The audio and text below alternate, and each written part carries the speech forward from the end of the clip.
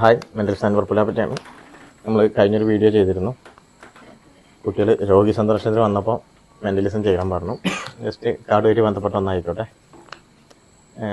Mentalism ചെയ്യാൻ വേണ്ടി നിൽക്കുന്ന ആരാണ്? അൻസിബ്. ആ മൈക്കൊന്ന് അൻസിബിന് കൊടുക്കും. അൻസിബ്,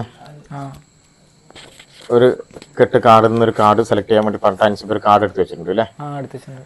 ആ കാർഡ് ഏത് കാർഡാന്നുള്ളത് അൻസിബിന് എനിക്കറിയാൻ എന്തെങ്കിലും സാധ്യതയുണ്ടോ? ഇല്ല. പിന്നെ അൻസിബ് ഒന്ന് ഇങ്ങോട്ട് ഇരിക്കും.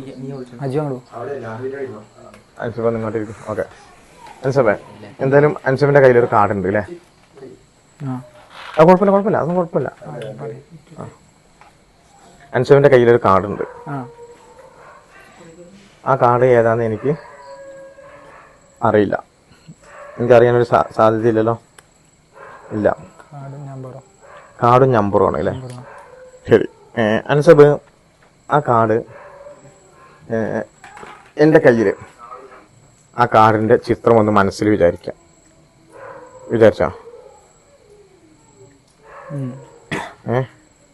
ആ കാർഡിൻ്റെ ചിത്രം മനസ്സിൽ വിചാരിച്ചോ?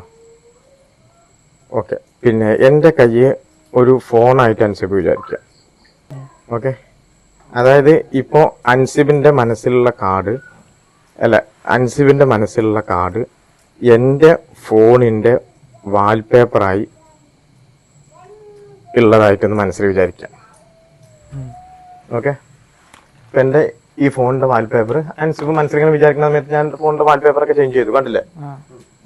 ആ മനസ്സിൽ വിചാരിച്ച ആ കൈയൊന്ന് ഇതിൻ്റെ മേലെ സ്ട്രോങ് ആയിട്ട് വെക്കൂ. വെച്ചോളൂ. ഓക്കെ.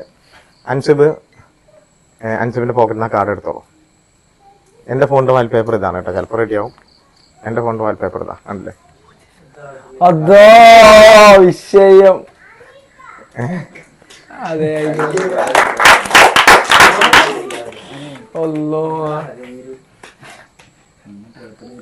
സൂപ്പർ ആയിട്ടോ.